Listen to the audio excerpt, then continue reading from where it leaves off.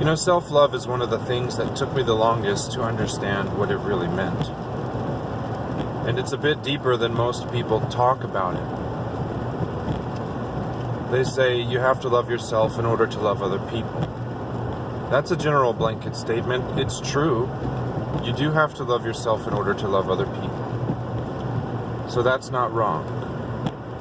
But there's more to it than that.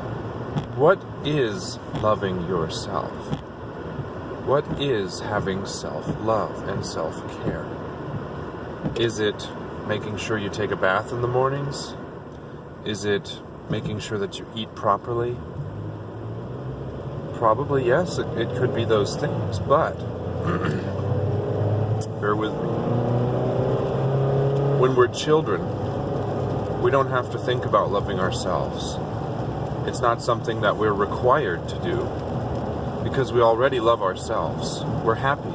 We're just experiencing the world around us and learning to live in it and learning to love it. It's not until someone comes up to you and tells you that something about you is wrong that you develop anything other than self-love. So if you have a family member who says, you know, you shouldn't be doing that because you're fat, or you're a liar, and then you always believe you're a liar. For instance, when I was a child, I had a parent. I'm going to try to be really political about this because they're still around and I do love them. But I had a parent who would always tell me I was a liar. Even when I was telling the truth, he didn't believe my story, so I was called a liar.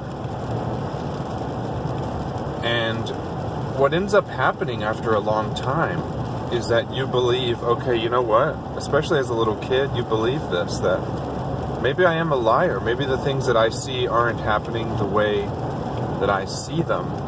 And maybe what I'm telling people isn't the truth and I'm lying to them. So the repercussions from that are that you actually end up lying more, becoming a liar.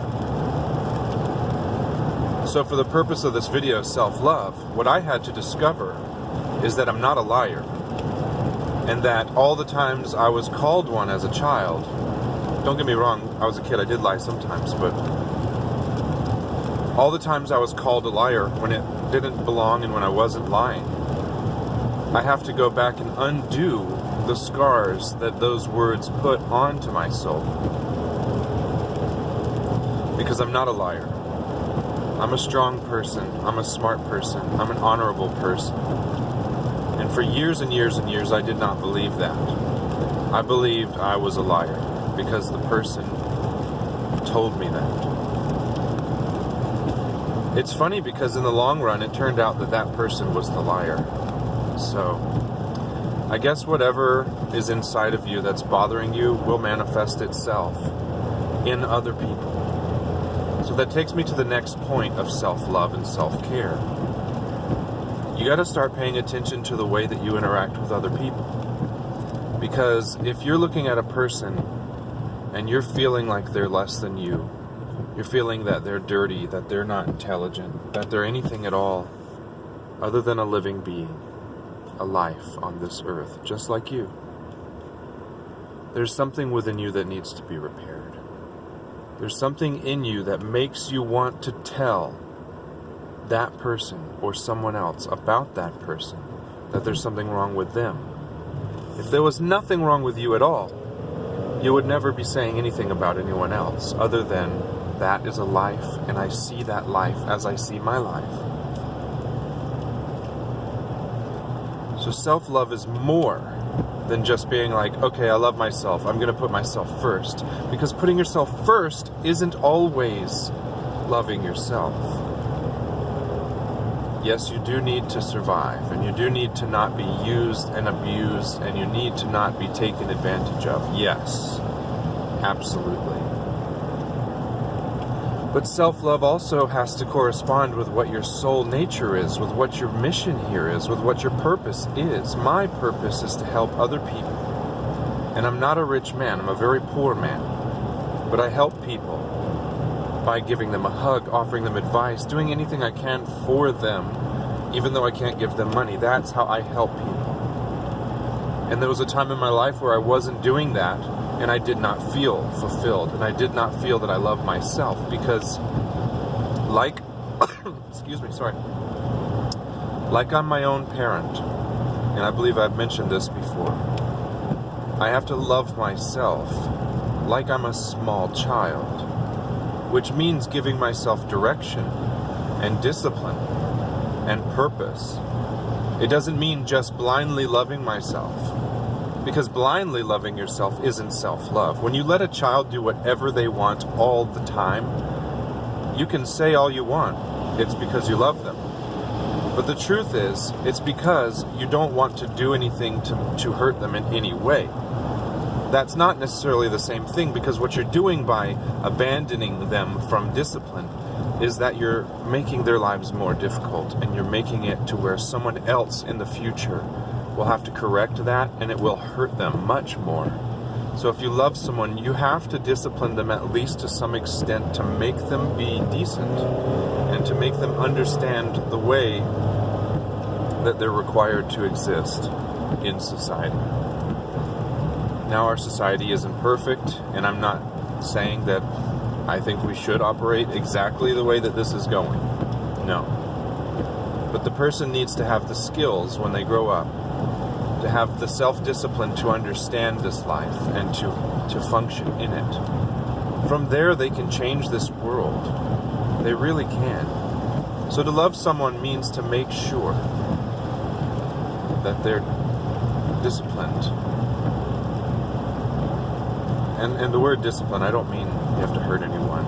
You know, there's a lot better ways to handle it than to beat your child. A lot better ways. I've said this before, you know, you can spank a very small toddler in light ways, you know, to make sure that, because at that time it's a stimulus. That's all it is a negative stimulus to keep them from doing something when they don't understand language. After they're able to understand you, I think it's your obligation to explain to them what they've done, the repercussions for what they've done, and then give them a punishment that takes them away from the real world punishment, something that they can understand and interpret in their world. So self-love is an all-encompassing subject. Love yourself by disciplining yourself. Make sure that you eat healthy for your body. You don't have to eat the way every other YouTuber on the planet tells you. Eat healthy for your body. Okay? Exercise the way that you need to feel happy. And then find anything within you that you don't like about yourself. For example, if you're addicted to something, all other areas of your life are perfect, but you're addicted to something, and nobody knows about it, and it bothers you. That is enough to say you're not self-loving. You have to take that from yourself and give you the peace and the happiness that you desire.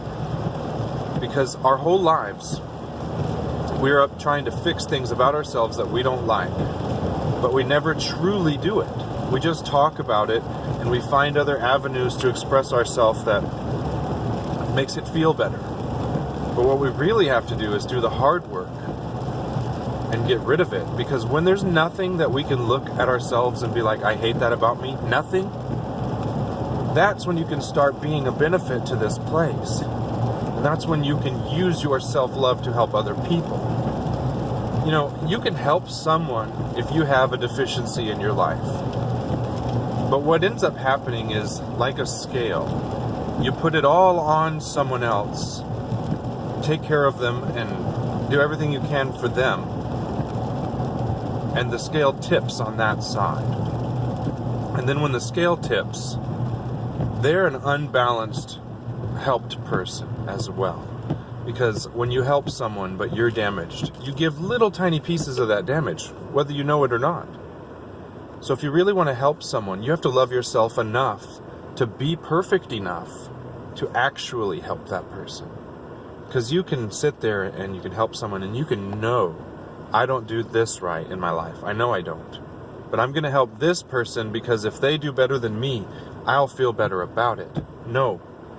Fix you and then fix them also, and you'll feel 20 times better about it.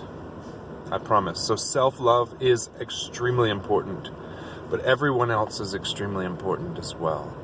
So take care of this body, take care of this mind and this soul, and then take care of everybody else.